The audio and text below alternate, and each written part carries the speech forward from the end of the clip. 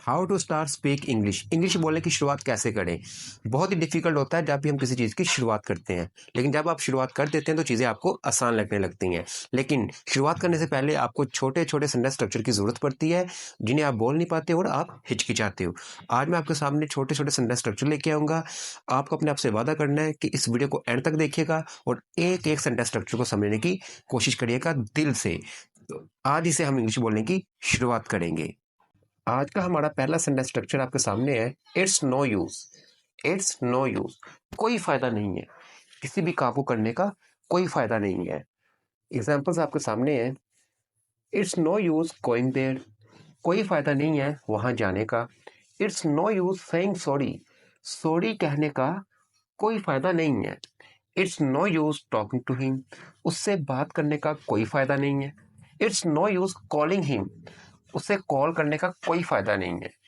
और last example, it's no use getting angry, गुस्सा होने का कोई फायदा नहीं है। तो जिस भी काम को करने का कोई फायदा नहीं है उसकी आप हमेशा आईएनजी फॉर्म का यूज करेंगे। हमेशा आईएनजी फॉर्म का यूज करेंगे और यही काम आपको हमेशा करना है।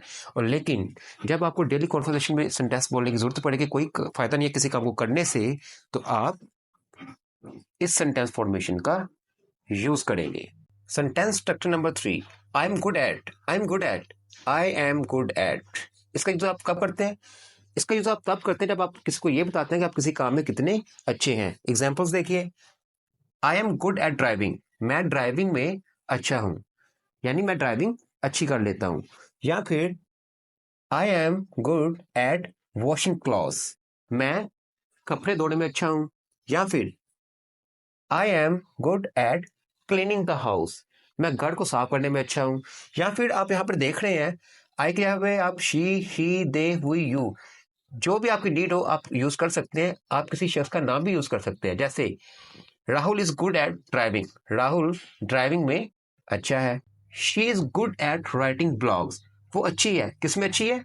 ब्लॉग लिखने में अच्छी है। तो जिस भी काम में आप अच्छे हैं उस काम की आप आईएनजी फॉर्म का यूज कर रहे हैं। यहाँ पर तो ये काम नहीं है ना, ये यहाँ पे तो चीज़ है एक।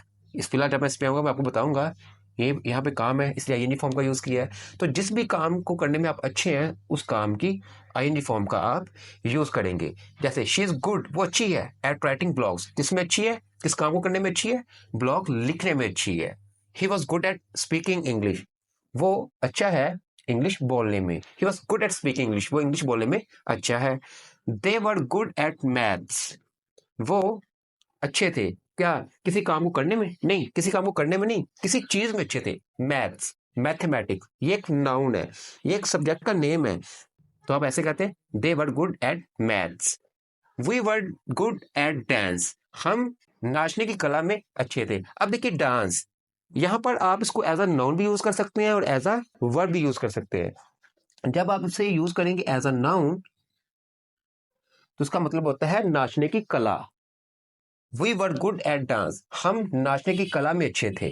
लेकिन जब आप इसे एज अ वर्ब यूज करेंगे, एज अ वर्ब, तो आप कहेंगे we were good at dancing, यानी हम नाच करने में अच्छे थे या हम नाचने में अच्छे थे। जैसे होता है ना मॉडर्न डांस, ट्रेडिशनल डांस, इस तरह से we were good at dance, या हम नाच करने में अच्छे थे इस सेंस में, हम नाचने की कला में अच्छे थे इस सेंस में यूज हो रहा है। तो फिलहाल आप डांस के साथ आईएनजी लगा भी सकते हैं, नहीं भी लगा सकते, ये यूसेज पे डिपेंड करता है। अगर आप इसे एज अ नाउन यूज करेंगे तो उसका मतलब होता है नाचने की कला।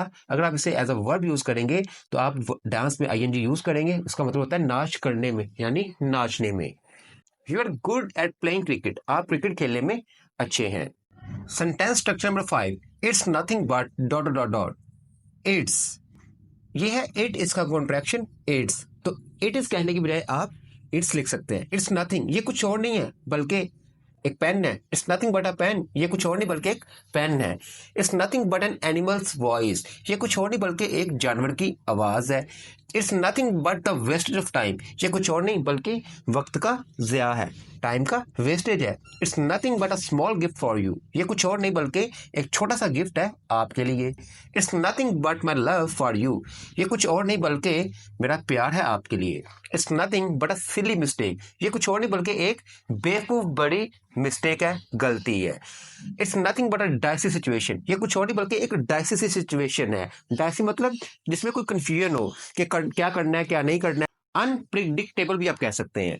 It's nothing but a warning to us, ये कुछ और नहीं बल्कि एक वार्निंग है हमारे को।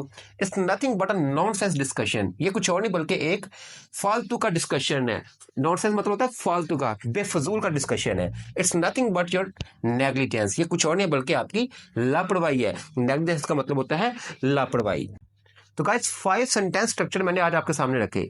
एक पोस्ट मैंने इंस्टाग्राम पे शेयर की है जिसको मैं आपको आपकी स्क्रीन पर भी दिखा रहा हूँ। इन सेंटेंसेस को आपको ट्रांसलेट करना है और इस वीडियो के कमेंट्स में लिखना है। मैं हर एक के कमेंट्स को देखने वाला हूँ और रिप्लाई करने वाला हूँ। नहीं, अगर ये वीडियो लेक्चर पसंद आया हो तो इसे लाइक करिएगा, शेयर करिएगा अपने सभी फ्रेंड्स के साथ, ताकि वो भी इंग्लिश बोलें और अपनी लाइफ में आगे बढ़ें। Thank you so much for watching this video guys. See in the next video lecture. Take care and good bye.